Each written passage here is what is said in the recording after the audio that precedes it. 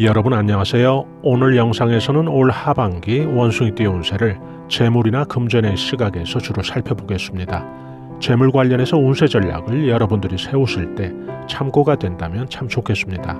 올 하반기 운세에서 가장 큰 특징이라고 한다면 가장 강한 그런 상승운으로 길한 방향으로 전개되던 이런 운세가 구체적으로 하반기 결실을 맺는다는 점인데요.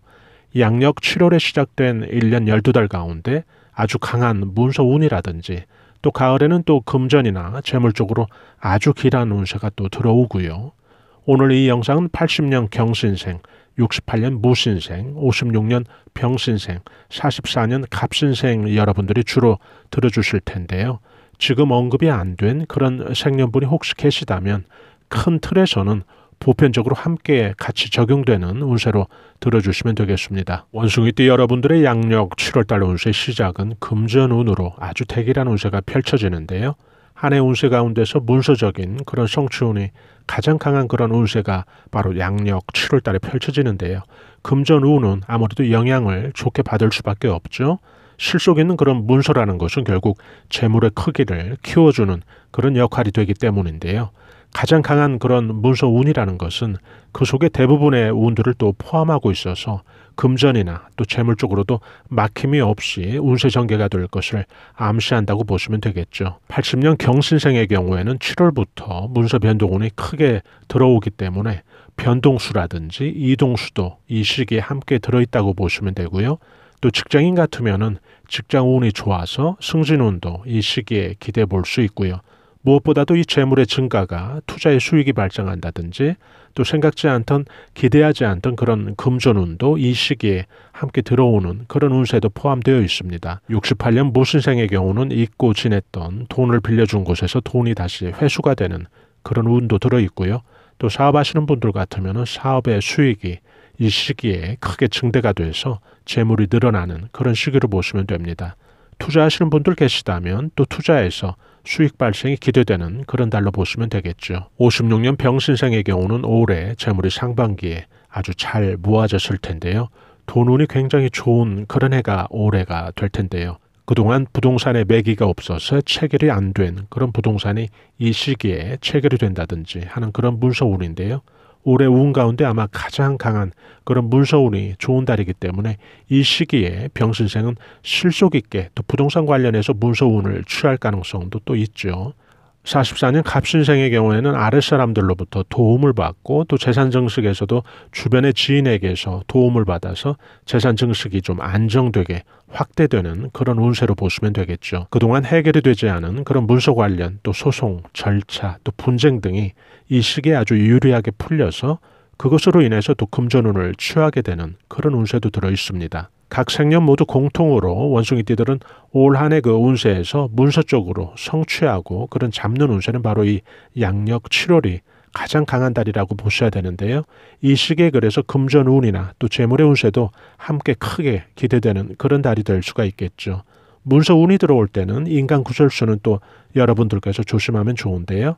자칫 그 작은 구설이나 시비 또 다툼거리가 생기게 되면 결국 운세가 상승의 그 방향성을 놓치고 또 불확실성으로 확대되기 때문인데요. 그래서 여러분들께서는 항상 좋은 운세가 들어와도 신중한 그런 운세 대응이 필요하겠죠. 이런 길한 운세가 가을에 다시 한번 크게 터지는데요. 본격적으로 추석이 지난 후부터 가을과 또 올 연말까지 이 운세를 좀 살펴보면 이 시기에 원숭이띠는 1년 12달 가운데 가장 금전의 융통과 흐름이 좋은 그런 목돈운이 들어오는데요. 수륙천금이라고 하는 손으로 천금을 희롱하는 그런 운세가 들어오죠. 이 목돈운은 올해 운세 전개에서 그 상간유수의 운세와 함께 가장 크게 영향을 줄 텐데요. 이 상간유수의 운세라는 것은 그동안 해결이 되지 않고 꽁꽁 막혀있던 그런 재물 운수가 있다면 이런 식의 그런 문제들이 해결이 되어지는 그런 운세를 말하는데요. 금전운이 본격적으로 풀리기 시작하는 그런 운세로 보시면 되겠습니다. 서서히 풀려지는 그런 운세가 미리 전개가 된 후에 그 뒤를 이어서 이렇게 수륙천금이라고 하는 목돈운이 터지는 이런 형국이 되는데요. 아무래도 더 탄력을 받아서 돈의 융통과 흐름이 아주 강하게 또 운세 전개에 영향을 주겠죠. 80년 경신생의 경우에는 그동안 좀 정체된 일이 이 시기에는 좀 크게 풀리는 그런 운세라고 보시면 되고요. 동시에 부동산 관련해서 문서운, 변동운, 또 이사운 이 시기에 함께 들어 있습니다. 당연히 금전운은 막히지 않아서 중도금이라든지 잔금 치르셔야 되는 그런 분들이 계시다면 이런 시기에 융통이 돼서 또 풀리는 시기로 이해하시면 되겠죠. 68년 무신생의 경우는 직장인 같으면 그동안 그 결과물들은 보이지 않고 투자나 또 연구만 됐던 그런 일들에서 비로소 투자에 있어서는 투자 수익이 또 연구 같은 그런 분야에서는 그 연구의 결과로 뭔가 좀 실속 있는 돈이 되는 뭔가가 좀 만들어지는 그런 운세로 이해하시면 되겠죠. 56년 병신생의 경우는 부동산 매매로 인한 큰 돈이 들고 나가고 하는 그런 운세가 들어있는데요. 부동산 매매로 인한 혹은 투자의 어떤 수익으로 인한 재물의 증식을 이 시기에 생각해 볼 수가 있습니다. 병신생의 경우는 올해 그 재물운수의 그 발복이 아주 그 절정에 달하는 시기로 보시면 되는데요. 올해 그 돈운으로 아주 대길한데요. 그 중에서 특히 올해 이 가을의 운세가 아주 그 돈 쪽으로는 아주 좋기 때문에 이 재물의 크기를 키우는데 아주 유리한 그런 해가 되겠죠. 또한 그동안 매기가 없어서 냉각 상태에 있던 어떤 막힌 재물운이 이때가 되면 서서히 기지개를 켜면서 매기가 붙기 시작하는 거죠. 부동산 같은 경우 그래서 체결이 잘 되기 시작하면서 자금줄에 숨통을 트이게 해주는 그런 시기로 보시면 되겠습니다. 44년 갑신생의 경우는 그동안 그 안 나가던 가게의 그 세가 나간다든지 또는 오랫동안 그 다툼이 된 법적 문제들이 이런 시기에 비로소 마무리가 되면서 큰 돈이 융통이 되고 또 회전이 되는 그런 운세로 이해하시면 되겠죠. 자녀들의 이사운이라든지 또 문서운도 이 시기에 함께 들어있고요. 또 금전운은 막히지 않고 풀려가는 그런 운세이기 때문에 부동산으로 인해서 그 목돈이 필요한 경우에 꼭 내 돈이 아니어도 자금이 좀 융통이 되고 회전이 되는 그런 운도 함께 들어있습니다. 올해 원숭이띠의 재물운수의 그 특징은 연말로 갈수록 그 크기가 커져 있다는 것인데요. 또 하나의 특징은 이런 아주 좋은 재물운과 금전운은 일시적이지 않고 하나의 그 연속되는 흐름으로 계속해서 이어질 가능성이 아주 많다는 건데요.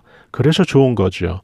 운들이 매달 그 바뀔 때 단절된 그런 새로운 운들이 아니고 어떤 큰 흐름을 갖고 하나의 어떤 같은 운으로서 서로 그 상호작용을 하면서 그 운의 크기를 확대시키고 있다는 그 점이 아주 돋보이는데요. 올해 원숭이띠의 운세가 금전적으로 아주 대박이 예상되는 그 이유는 운들이 그 적재적소에서 터져주고 있다는 그 점인데요. 막힌 운이 먼저 물러난 자리에 그 문서운이 터져주고 있고요. 또 그 뒤를 이어서 또 수륙천금이라고 하는 손으로 천금을 희롱한다는 아주 대표적인 재물운수가 또 전개가 되고요.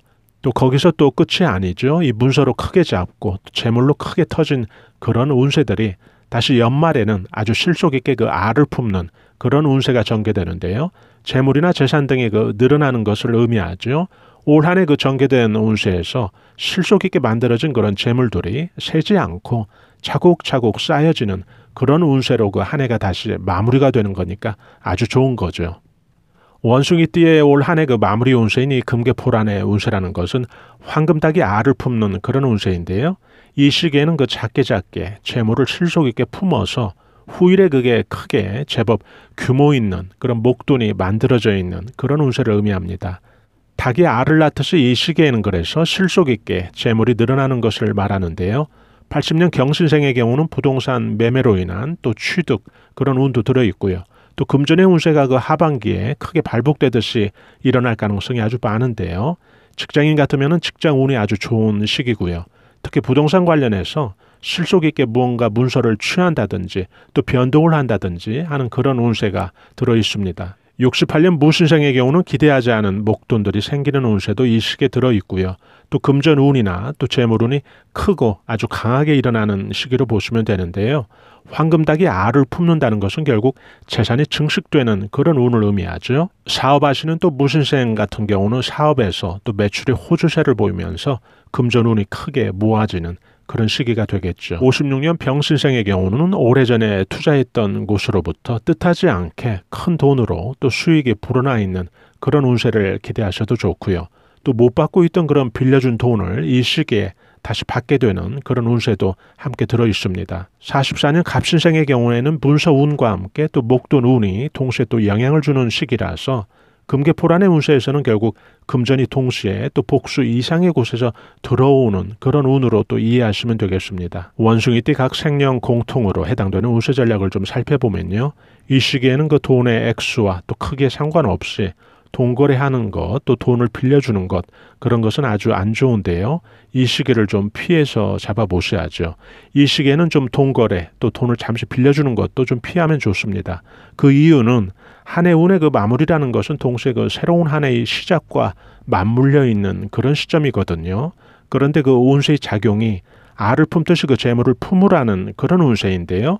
돈을 거래하고 또 돈을 빌려주는 그런 행위가 된다면 운세의 흐름에서 본다면 결국 돈이 차곡차곡 쌓여지는 그런 운세작용과는 좀 정반대의, 즉 역행하는 그런 운세작용이 될 수 있기 때문인데요. 이것만 기억하신다면 원숭이띠 올 하반기 금전운은 마무리까지 아주 깔끔하게 돈을 품으면서 마무리가 되는 거니까 너무 좋은 거죠. 돈이 발복이 된 후에 그 돈이 새지 않고 또 실속 있게 내실 있는 그런 돈으로 재물창고에 쌓이는 그런 운세니까 아주 좋은 금전운수라고 볼 수가 있죠. 간단히 금전운 또 재물운 위주로 원숭이띠 올 한 해 하반기 운세를 살펴봤는데요. 지금 운세 전개의 설명 들으신 것처럼 발복된 그런 재물들이 새지 않고 또 알을 품듯이 실속 있게 쌓여지는 것을 볼 수 있었는데요. 운세 예측대로 올해 아주 크게 대기란 운세가 기대되는 원숭이띠 여러분들 그 한 분 한 분마다 황금닭이 알을 품듯이 크게 재물 쪽으로 성취하시기 바랍니다. 저희 감성 수채화 TV에서는 실버 세대와 중년들의 자기개발과 또 감성 충전에 도움이 되는 그런 정보들을 올려드리고 있는데요. 좋아요와 구독으로 또 이런 알찬 정보들을 여러분들께서 편리하게 실시간 무료로 받아보실 수 있으니까요. 저희는 다음에 더 나은 영상으로 여러분들 다시 찾아뵙겠습니다. 대단히 감사합니다. 여러분 안녕히 계세요.